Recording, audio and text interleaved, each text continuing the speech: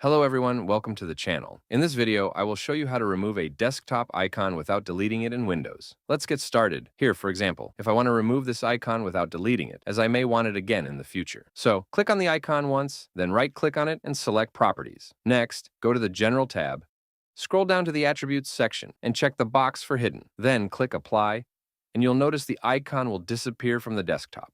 So, now the icon is just hidden. If you want to unhide it, open your File Explorer. Click on the View tab, go down to Show, and select Hidden Items. This will allow you to see the hidden icons. To permanently unhide it, right-click on the icon, go to Properties, uncheck the hidden box, and click Apply. And it's that simple. And then, of course, you can come back to your File Explorer, click on View, go to Show, and unselect Hidden Items. And the hidden items will be hidden again. If you found this tutorial helpful, don't forget to like, subscribe, and hit the notification bell for more useful tips. Thank you for watching.